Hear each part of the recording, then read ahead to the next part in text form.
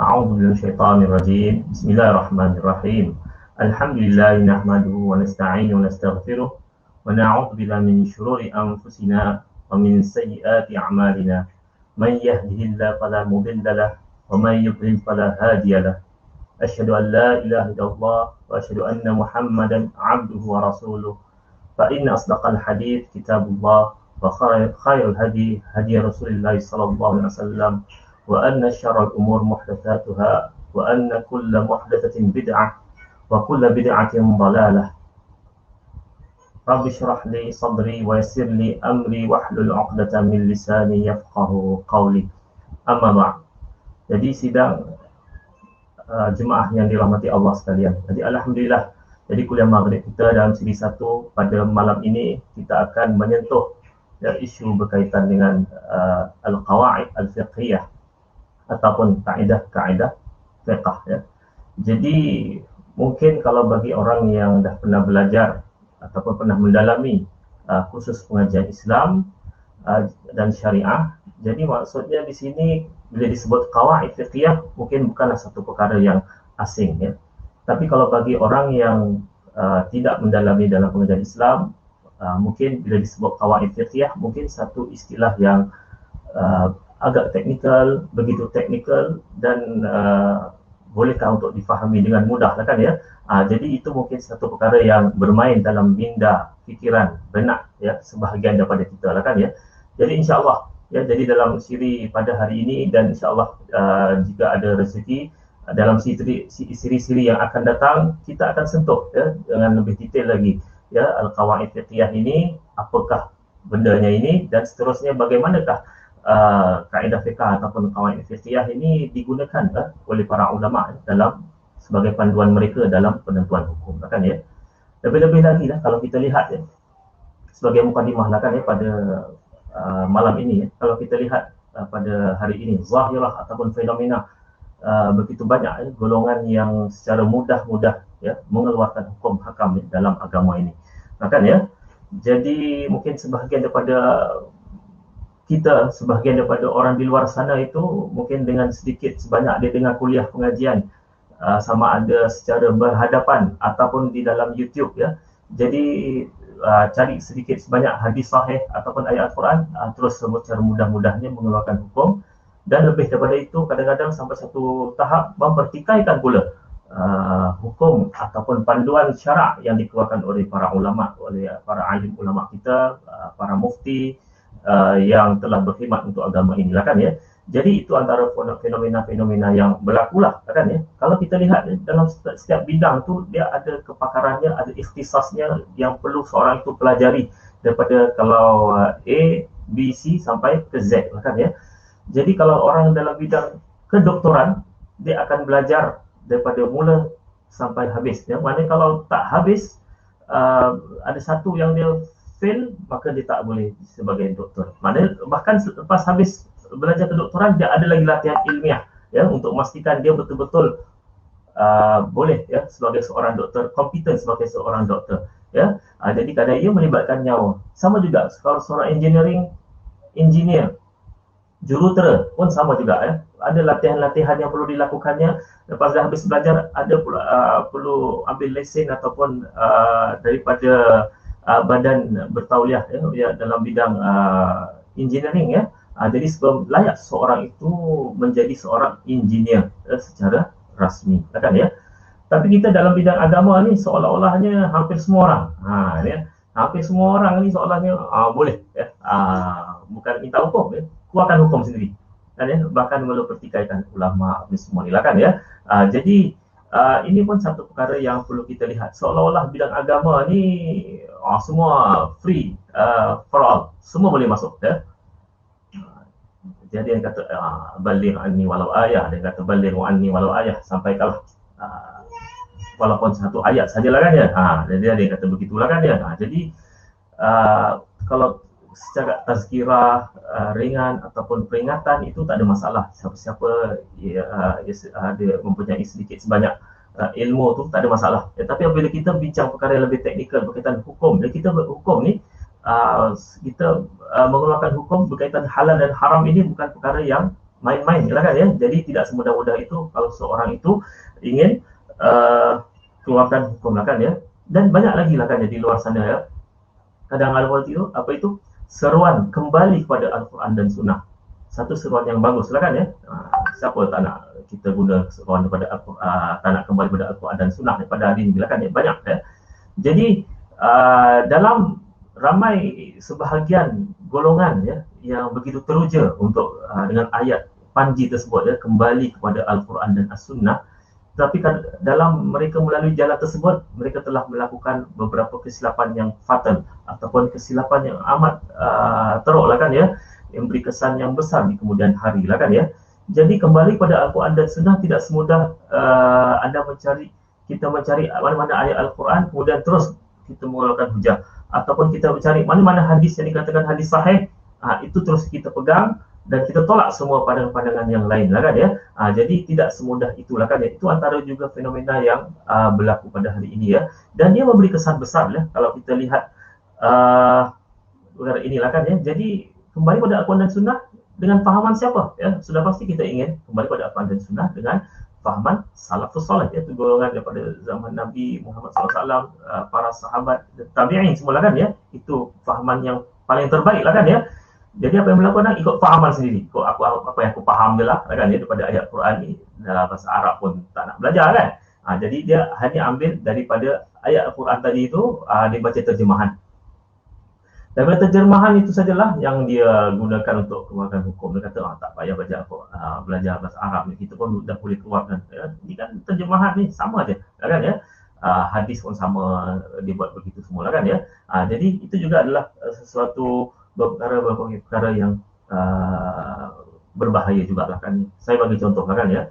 Contoh dalam surah Al-Ma'idah ayat 44, 45, 47 ya. Wa man lam yahkum bima anzalallah faulaika humul kafirun. Ayat surah faulaika humul fasiqun, faulaika humul zalimun ya. Siapa yang tidak berhukum dengan hukum Allah, dengan apa yang Allah turunkan, maka mereka itulah orang kafir, mereka itulah orang fasik, mereka itulah orang yang zalim. Jadi bagi orang yang tiada ilmu dalam bidang usul fiqh, dalam pelajaran bahasa Arab semua kan ya, dengan mengambil terjemahan begitu ya, jadi apa yang berlaku? Jadi dia fahaman maknanya siapa yang tidak berhukum maka mereka itu orang kafir ya. Jadi kalau hakim di mahkamah, apatah lagi kalau hukum-hukum yang dikatakan biasanya berkaitan dengan jenayah-jenayah yang termasuk dalam hudud ya, dia tak nak buat ikut jenayah hudud yang telah ditetapkan dalam Islam, dia pakai yang lain, maka terus saja dihukumkan hakim tadi itu sebagai kafir. Lebih daripada itu, apabila seorang pemerintah ya, ini pun kadang berlaku juga kan ya, dianggap ya melecehkan ataupun tidak mahu mengangkat perundangan Islam, maka mereka menggunakan ayat inilah ya, wa lam yahkum bima anzalallah faulaika humul kafirun, maka pemerintah itu kafir.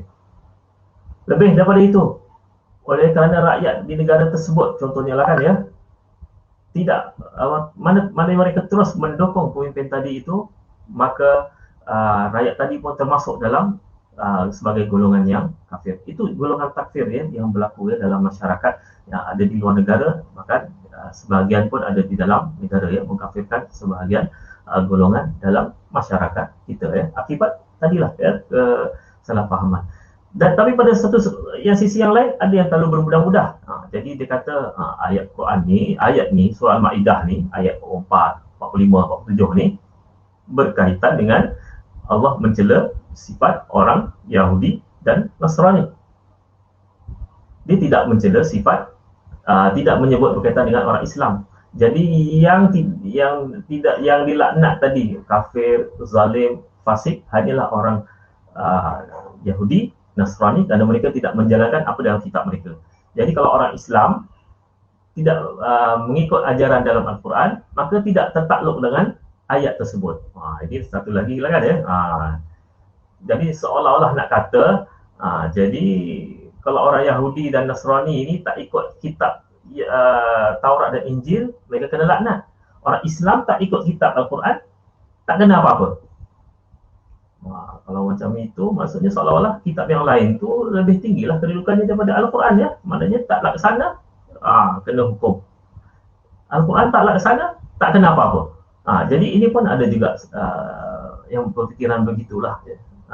Ataupun hadis yang lain ya, la yu'minu ahadukum hatta yuhibba li akhihi ma yuhibbu li nafsi. Jadi yang bermaksud tidak jadi terjemahan la yu'min, tidak beriman seseorang kamu sehingga dia menyayangi saudaranya seperti dia sayangi diri dia sendiri. Maknanya di sini kalau dia tak sayang orang lain seperti dia sayang diri dia sendiri, tak beriman. Kalau dia ikut faham macam itulah kan ya, secara on surface lah kan ya, di atas permukaan tadi lah kan ya. Jadi begitu dianggapnya. Jadi adakah begini perkara yang boleh diterima kan ya?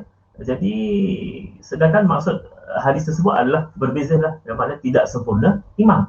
Bukan maksudnya penafian keseluruhan iman mereka yang tidak menyayangi diri mereka orang lain seperti mana menyayangi diri sendiri. Jadi itu kan satu perkara yang perlu dilihat ya, dalam masyarakat juga. Sama jugalah kalau kita baca banyak terjemahan sajalah kan ya. Jadi kalau ayat Quran yang lain sebenarnya innamal khamru wal maisiru hurrimat alaikumul maitatu wad damu wa lahmul khinzir. Contohnya kan diharamkan atas kamu darah bangkai dan juga daging khinzir, lahmul khinzir. Jadi ada orang yang pandai sikit cakap kan dia. Ini ayat Quran ni cuma mengharamkan daging khinzir. Hati khinzir, mana hati babi, perut babi, apa semua tu tak tertakluk dengan haram tadi lah, boleh dimakan lah. Mungkin ada yang beranggapan sedemikian rupa lah kan ya. Tapi macam manakah kaedah yang dikeluarkan oleh ulama dalam penentuan hukum tadi ni lah kan? Ini kan ya. Sama jugalah dalam ayat-ayat Al-Quran yang lain lah kan ya. Jadi ada setengah tu ditaksiskan ataupun ayat yang umum dalam Quran tadi ditentukan ya, maksudnya yang lebih mendalam tadi di dalam hadis lah kan ya. Ada juga pemahaman yang Al-Quran tadi itu diterangkan oleh ayat Al-Quran yang lain. Jadi semua perkara ini perlu kepada satu metodologi seorang itu belajar ya. Jadi tidak memadai hanya kalau seorang itu pegang cukuplah ya. Maknanya apa yang aku baca ni, ni hadis sahih dah ni. Sahih dah betul lah ni ya. Sahih betul. Senang sajalah kan ya. Sama juga ya, dalam setengah masyarakat ya, dalam apabila mereka berinteraksi, bertaamul ya, dengan hadis-hadis Nabi lah kan ya. Jadi itu yang kadang bila kesilapan begini menimbulkan kekeliruan, kecelaruan pemikiran ya dalam masyarakat ya. Contohnya yalah, kalau berkaitan dengan hadis fil habatis sauda shifa'un likulli da' illa sam, rawahul Bukhari ya. Jadi pada habatus sauda adalah ubat bagi segala penyakit melainkan penyakit mati lah kan ya. Jadi ramai yang pegang apa ni maksud secara zahir ayat hadis tersebut. Jadi dia kata tengok ni habatus sauda cukuplah ya untuk semua jenis penyakit ya.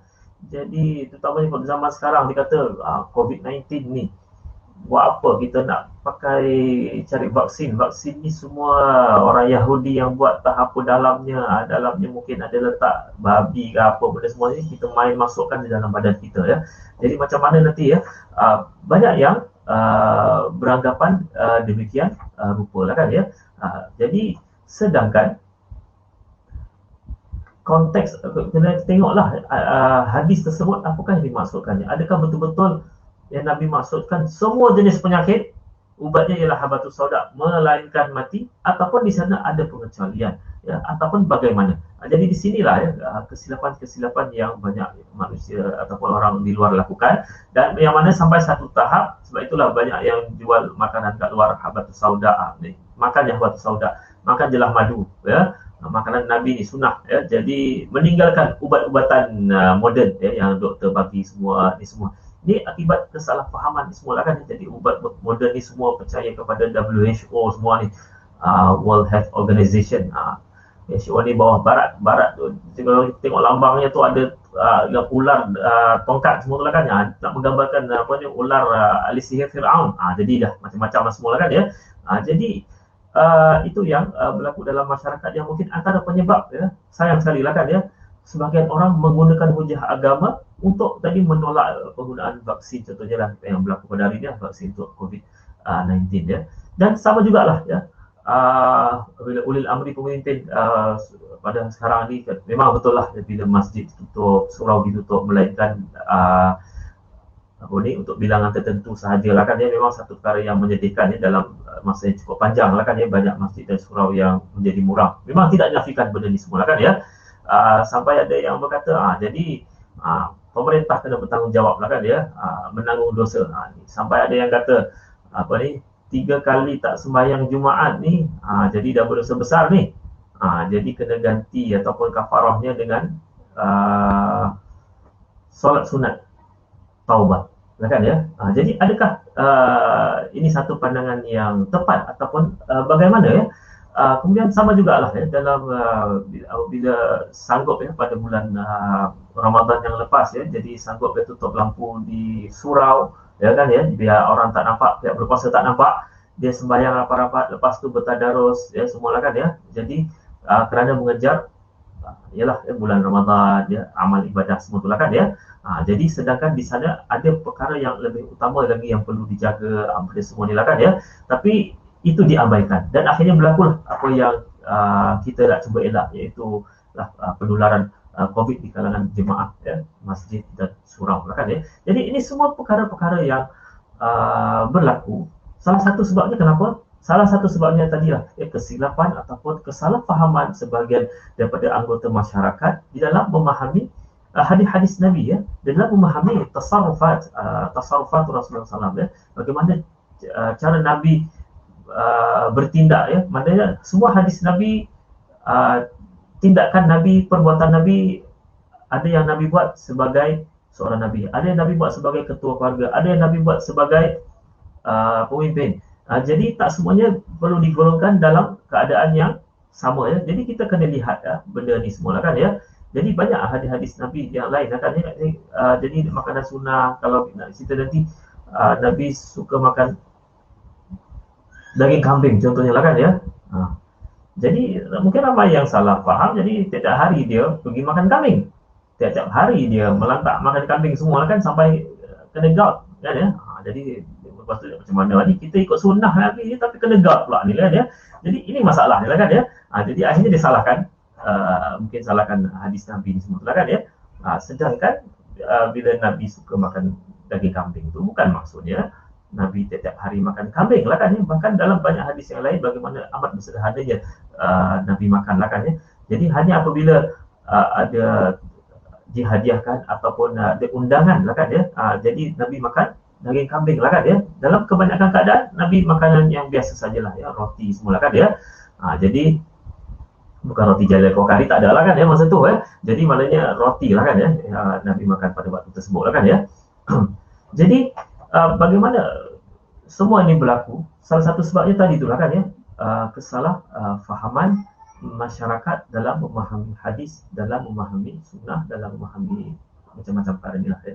Jadi dalam bila bulan puasa yang lepas ya, bila nak dekat raya tu, apabila mufti wilayah ya keluar kenyataan lah kan ya. Jadi kalau siapa yang merentas negeri ya tanpa kebenaran, tanpa sebab yang kukuh ya, jadi berdosa lah kan ya, bergegar kan ya, arash, tak ada arash ya, bergegar ya. Jadi alam maya ni virtual ni semua lah kan ya. Jadi dengan pandangan mufti tersebut lah kan ya, jadi ramai yang mengutuk, ramai yang benda semua tu lah kan ya. Jadi sedangkan fatwa yang bukan fatwa lah, panduan hukum yang dikeluarkan itu adalah satu perkara yang bersesuaian dengan kondisi yang ada pada hari ini, bersesuaian untuk menepati maqasid syariah dan juga masalah yang ingin dicapai lah, ataupun dan juga mudarat yang ingin dielakkan lah kan ya, ketika waktu COVID ya, sekarang ini lah kan ya. Jadi ini ya, jadi semangatnya tak boleh cukup. Dalam agama ni semangatnya tak cukup, dia kena ada ilmu sekali lah kan ya. Kerana itulah ya, yang berlaku pada golongan Al-Khawarij ya. Khawarij adalah pihak, Khawarij adalah kharaja, keluar kan. Mereka ni dulu golongan yang penyokong Sayyidina Ali ya. Mereka ni ibadat yang cukup hebat. Pada sebelah malam sentiasa sembahyang malam lah kan ya. Kurangnya mereka tidur ya. Banyak berpuasa lah kan ya. Tapi akhirnya mereka mentafsirkan ayat Quran dan hadis semua itulah kan ya, mengikut apa yang mereka faham sahajalah kan ya. Dan akhirnya bagi mereka memerangi Sayyidina Ali dan membunuh Sayyidina Ali lah kan ya. Itu yang berlaku lah ya. Dan pada hari ini ya, kita lihat ya, ada di Timur Tengah ya, contohnya gerakan ISIS dan semua itulah kan ya. Ini adalah contoh ya. ISIS ni semua itulah kan ya. Jadi untuk menegakkan khalifah semua, memang betul kan ya. Tapi bagaimanakah caranya tersebut lah kan ya? Adakah itu cara yang betul ataupun bagaimana kan ya? Jadi dan banyak lagi ataupun zaman sebelumnya, iaitu ketika zaman Taliban ya, di Afghanistan kan ya. Jadi pemerintahannya yang dianggapkan ketika itu begitu ketat kan ya, tidak membenarkan perempuan ya, contohnya untuk keluar rumah, apatah lagi untuk belajar, memang tak boleh kan ya. Tak boleh, bahkan akan dihukum dengan berat ya kalau dapati perempuan yang keluar kan ya. Jadi adakah itu gambaran ya Islam tadi kan ya, yang ingin kita perjuangkan? Sebab itu akhirnya bila kita ingin perjuangkan Islam, inginkan Islam sebagai apa benda ni, al-hal ataupun penyelesai dalam masyarakat semua itulah kan ya. Jadi ramai yang sebagian orang menjadi fobia, ramai sebagian orang menjadi takut apabila mereka melihat model yang berlaku di luar sana yang amat tidak menyenangkan ya, yang di Afghanistan, di mana semua itulah kan ya. Jadi memang tugas kita tu amat berat dalam memberikan gambaran yang cantik kepada Islam itu sendiri lah kan ya. Jadi itu sebagai mukadimah awal lah kan ya. Jadi berkaitan dengan bila kita sebut qawaid fiqhiyah ni semua tu dia ada kaitan juga lah dengan semua perkara ini, dan pendalilan hukum hakam, usul fiqh, ni juga semua adalah perkara yang amat berkaitan sebelum kita keluar pada apa yang dinamakan nanti keluar sesuatu hukum ya. Jadi tak semudah itu ya para ulama ya mengeluarkan hukum lah kan ya. Prosesnya itu lah kan ya. Yang kita nampak selalu adalah input yang kita nampak ya. Proses, output, proses tu, input semua tu kita tak nampak lah kan ya. Ulama yang melakukan perkara-perkara ini, dan turaf yang mereka tinggalkan itu cukup banyak ya, kepada kita untuk kita selidiki, teladani dan juga kita ikutilah kan ya. Bahkan fiqh Islam itu sendiri ya menjadi satu yang hebat kan ya, begitu kaya ya. Tiada bangsa ataupun agama yang begitu kaya dengan dia punya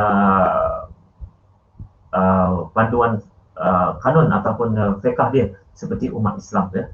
Bahkan apabila PBB ya dahulu tahun 1945 lah kan ya, selepas Perang Dunia Kedua, jadi sumber hukum hakam Islam pun juga dimasukkan sebagai salah satu sumber dalam perundangan dunia lah kan ya. Bahkan kitab-kitab fiqh pun ada diletakkan dalam Library Congress di Amerika Syarikat. Bahkan Al-Quran sendiri pun ada di dalam perpustakaan pribadi Presiden Amerika di sana lah kan ya. Jadi itu menunjukkan bahawa memang fiqh itu walaupun di luar dakwah tu banyak ya, yang kuat yang mengatakan bahawa fiqh ni tak relevan, pentafsiran semula ayat Al-Quran pasal fiqh ni dah tak relevan, jumud semua itulah kan ya. Tapi hakikatnya fiqh itu satu benda yang terus hidup ya dalam masyarakat tadi lah kan ya. Okey. Jadi kalau kita lihat ya qawaid fiqhiyah, qawaid fiqhiyah ya. Jadi istilah bahasa Arab ni dia gabung dua perkataan, qawaid, satu lagi fiqhiyah.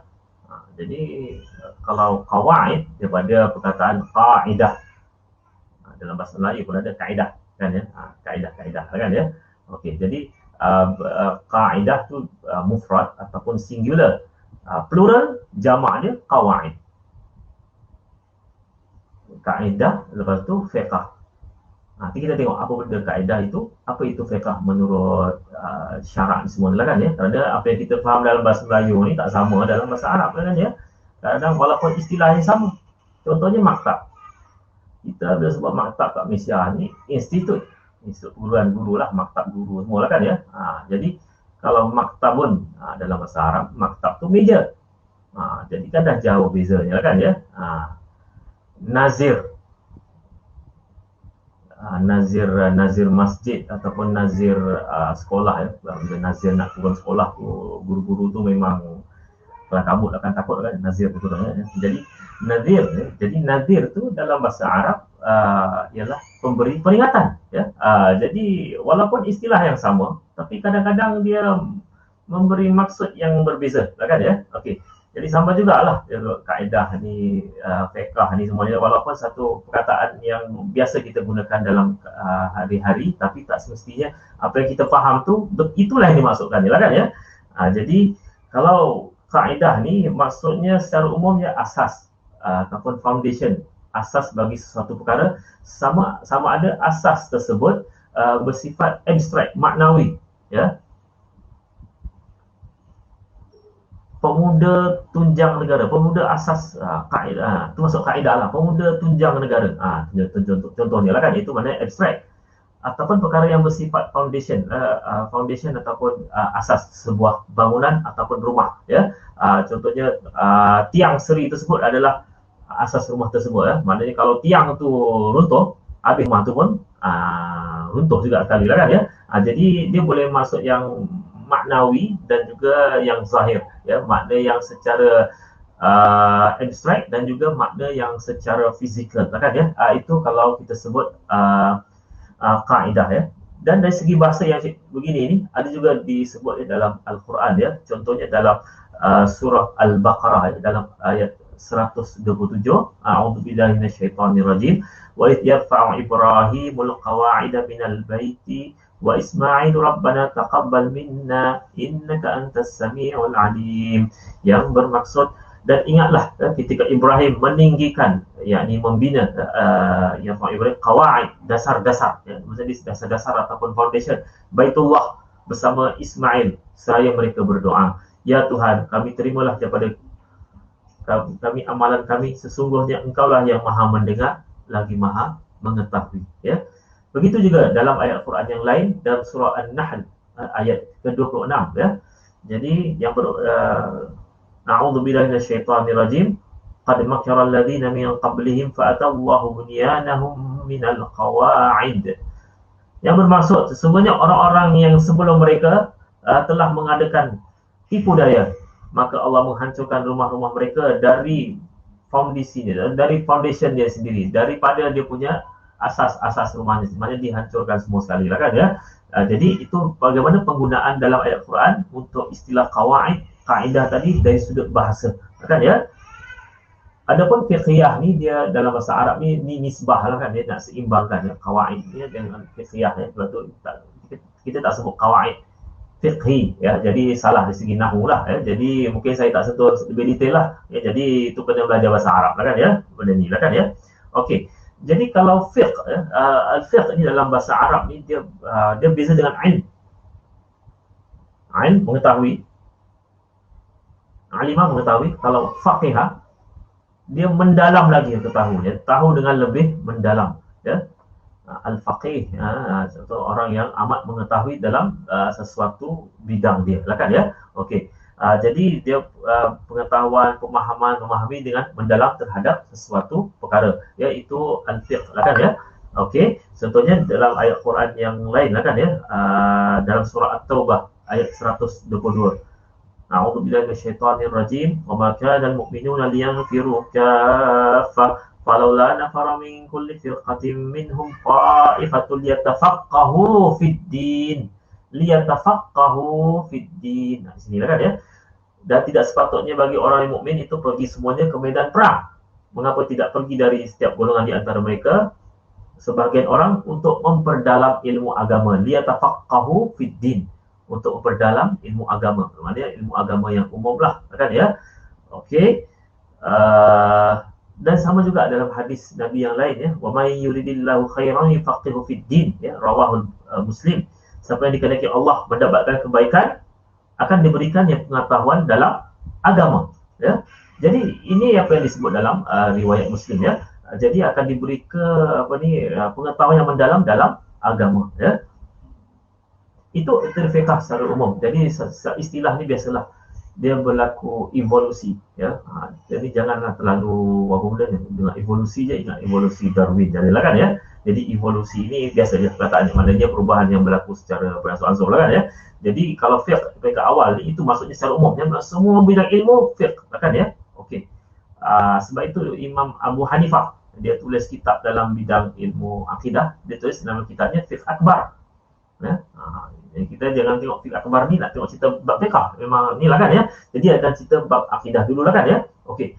Jadi itu fiqh ya, maksud yang awal ya. Tapi kemudian lama kelamaan fiqh ini tadi dia berevolusi menjadi suatu ilmu yang khusus berkaitan dengan apa yang kita kenal pada hari ini lah. Jadi kita sebut fiqh, bab taharah, bersuci, bab wuduk, bab sembahyang, bab puasa, bab ibadat lah, ibadat semualah kan ya.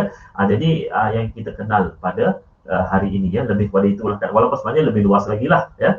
Jadi kalau fiqh yang dari segi istilah ya, moden ya, pada hari ini yang bermaksud ya, al-ilmu bil ahkam asy-syar'iyyah al-amaliyah al-muktasab min adillatiha at-tafsiliyah ya. Jadi ilmu tentang hukum-hukum syarak yang bersifat praktikal yang diusahakan dari dalil-dalil yang terperinci lah kan ya. Jadi kalau ilmu hukum syarak di sini yang bersifat amali, praktikal. Jadi kalau yang bersifat bukan praktikal, contohnya bersifat akidah, kepercayaan, maka itu ilmu berkaitan dengan tauhid lah kan ya. Jadi dia tak termasuk dalam perbincangan fiqh lah kan ya. Jadi dia dah pisahkan di situ lah kan ya. Jadi fiqh ni dengan ilmu berkaitan dengan hukum syarak yang bersifat amali yang diambil daripada dalil-dalil yang bersifat tafsili, maksud dalil yang bersifat terperinci. Puasa, apa dia punya dalil? Dia dah terperinci. Kalau tak puasa, apa maknanya apa rukhsahnya? Jadi ada dalilnya. Jadi semuanya ada dalilnya lah kan ya. Setengah orang ni buat dulu baru jap cari dalil. Itu salah lah kan ya. Kita ni kena objektif lah, dalil dulu, cari hukum, kemudian barulah itu yang kita gunakan ya. Dalam setengah keadaan ramai orang di luar sana ada kepentingan lah kan ya. Jadi dia buat dulu baru cari dalil. Jadi akhirnya apa yang itu dia putar dalil tadi itu ikut selera diri dia sendiri lah kan ya. Okey. Jadi dari pengertian di atas tadi kita tahu lah, jadi qawaid fiqhiyah ni kaedah-kaedah berkaitan dengan perkara fiqh tadilah ya. Jadi itu kalau secara umumnya lah ya. Tapi kalau tafsiran ataupun definisi qawaid fiqhiyah ni kalau yang lebih detail lagi lah kan ya. Jadi apa yang dikeluarkan contohnya oleh At-Taftazani ya, yang dibagi dia punya rumusannya lebih kurang, dikata inna hukmun kulli yantabiqu ala juz'iyyatiha liyuta'arrafa ahkamuha minhu. Jadi maksudnya qawaid fiqhiyah ini adalah suatu hukum yang bersifat kulli, yang bersifat menyeluruh lah kan ya, yang dapat diterapkan, maknanya digunakan tadi tu kaedah ni tadi tu, hukum bersifat menyeluruh tadi tu atas semua banyak juzuk-juzuk bahagian-bahagian ya yang termasuk dalam kaedah tadi tu untuk diketahui hukum hakamnya. Memang okey ya, itu maksudnya lah kan ya. Ataupun kalau Ibnu Asbuki ya dalam Ashbah an-Nadha'ir ya, wan-Nadha'ir tadi ya, apa yang dimaksudkan dengan al-qawaid al-fiqhiyah ya, al-amru kulli alladhi yantabiqu alaihi juz'iyyatun katsirah tufham ahkamuha minhu. Perkara yang bersifat menyeluruh yang banyak bahagian-bahagiannya tu bersesuaian ya, termasuk yang dari situ dapat difahami hukum-hukumnya lah kan ya. Jadi dalam satu kaedah yang di bawah kaedah tadi ni kalau ada papan tulis mungkin boleh tulis lah, tak ada lah kan ya. Satu kaedah di bawahnya banyak juzuk-juzuk bahagian-bahagian, dan setiap maknanya kaedah tadi sesuai untuk dikenakan pada setiap juzuk-juzuk tadi itu. Jadi menyebabkan mudah ya keluar untuk diketahui hukum hakamnya lah kan ya. Pasal kita kena ingat lah kan ya, maknanya bila terputus wahyu ni, maknanya tak semua perkara disebut dalam Al-Quran dan hadis ya. Jadi ada orang tanya, ada yang tak puas hati ya, forex haram ya. Bagi saya dalil dalam Al-Quran dan hadis yang Nabi ada sebut forex itu haram. Macam itulah kan ya. Jadi payahlah orang macam inilah kan ya. Jadi dia nak cari juga kalau setakat dalil guna qiyas kaedah ni, kami tak nak, kami nak betul-betul jadi disebut dalam Quran forex ni ada tak dia sebut dalam Quran forex ni haram. Payah juga macam inilah kan ya. Jadi ini masalah ni lah kan ya dalam masyarakat ni kan. Jadi kalau orang tak pandai tu, dia tahu dirinya tak pandai, mudah kita nak ajak dia. Kalau orang tak pandai, jahil, tapi dia tak rasa diri jahil, ini masalah, kan ya? Ini masalah, kan ya? Lebih teruk lagi, dia rasa dia tu pandai, lebih pandai daripada orang lain, ya. Ni kalau dalam ilmu psikologi ni ada Kruger effect, kan ya? Kenapa ramai sangat orang yang tak pandai ni dia banyak bising, kan ya? So yakin betul apa yang dia cakap, kan ya? Jadi ni ada kaitan dengan Kruger effect, kan ya? Nanti boleh cari sendirilah ya, Kruger effect tu macam mana, kan ya? Jadi seterusnya ya, mungkin satu definisi yang lepas tu Mustafa Zarqa ya, jadi seorang tokoh ulama yang hebat juga kan ya, ada memberikan rumusan ya, ini ulama kontemporari ni kan ya. Jadi apa dia bagi tahu, definisi yang merangkumi semua ni, dia kata qawaid fiqhiyah ya, usul fiqhiyah kulliyah fi nusus mujazah dusturiyah tatadamman ahkaman tashri'iyyah 'amah fil hawadith allati tadkhulu tahta mawdu'ihi. Ya, jadi perkara pokok dalam fiqh yang bersifat umum dalam bentuk teks perundangan ya, yang ringkas yang mencakupi hukum hakam yang disyariatkan secara umum pada isu-isu ataupun kejadian yang termasuk di bawah ni lah kan ya. Jadi maksudnya semuanya walaupun ayat yang berbeza tapi lebih kurang samalah. Maknanya yang penting satu kaedah usul, di bawahnya ada juzuk-juzuk. Yang kaedah usul tadi tu dapat dipraktikan untuk juzuk-juzuk tadi ya. Jadi sebelum kita masuk lebih detail nantilah apa guna qawaid fiqhiyah ni lah kan, inilah ya salah satu penggunaannya tadilah ya. Jadi untuk memudahkan para ulama untuk mengeluarkan hukum ya bagi isu-isu yang kelihatan ada pattern yang hampir sama ya. Ada pattern yang hampir sama ya. Jadi dia tak perlu nak cari dalil yang begitu detail. Jadi dengan kaedah dan memudahkan dia untuk mengeluarkan hukum kerana ada banyak persamaan ya. Contohnya kalau seorang itu sakit tak dapat berpuasa, jadi dibenarkan untuk tidak berpuasa. Ada orang yang contohnya solat tak mampu solat secara duduk secara berdiri, maka dibolehkan dengan duduk ya. Mungkin dalam keadaan yang lain ya, dia apa benda ni, dia nak beli rumah, ni zaman tak ada bank Islam lah ya. Jadi tak ada bank Islam, sedangkan nak beli rumah tu perlu ya, rumah sewa tak ada kan ya. Jadi dalam keadaan tersebut walaupun asalnya riba itu haram, tapi di situ ada kelonggaran ya. Jadi dia isunya berbeza, tapi dia di sana macam ada beberapa persamaan lah kan ya. Ataupun biasanya contoh klasik inilah ya, sesak dalam hutan, darurat, makan babi. Biasanya, walaupun sebenarnya betul-betul ya, asal darurat ni makan babi lah kan ya.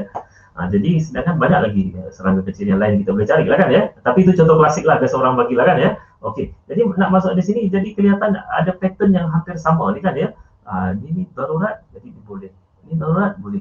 Kita katakanlah vaksin COVID-19 ini daripada sumber babi. Ini contoh. Nanti kata, ada ustaz kata dia berbabi tak boleh makan. Tak ada kan? Ini contoh saja kan ya.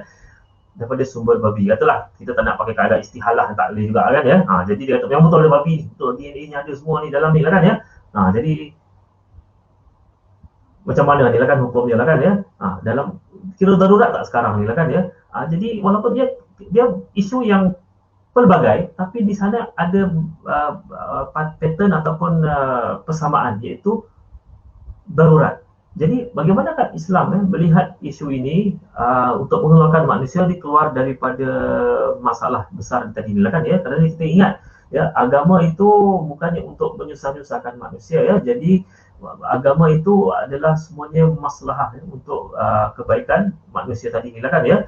Jadi bukan agama tu untuk menjadikan manusia itu hidup binasa semua lah kan ya. Jadi ulama pun jadi keluarkan hukum tadi tu semua tu, maknanya ini pun hukumnya boleh dalam keadaan apa benda ni harus ya ambil pinjaman rumah di saat tak ada bank Islam contohnya ya. Okey, dahululah kan ya. Di hutan sesat jumpa serangga yang ataupun binatang kecil yang haram ya. Jadi boleh dimakan. Jadi dalam situasi ini jadi dia nampak persamaan tersebut, akhirnya ulama membuat kaedah.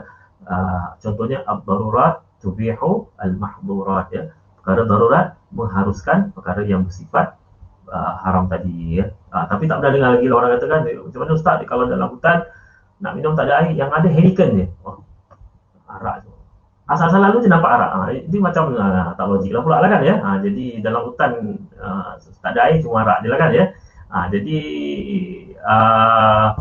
contoh lain lah benda tu lah kan ya. Okey, jadi darurat-darurat begini, ya, yang inilah yang menjadikan akhirnya ulama membentuk satu kaedah. Maknanya lepas ini kalau ada isu-isu lain, maknanya yang kelihatan ada beberapa persamaan, maka ulama menjadikan isu kaedah ini tadi untuk memudahkan mereka untuk mengeluarkan hukum ya.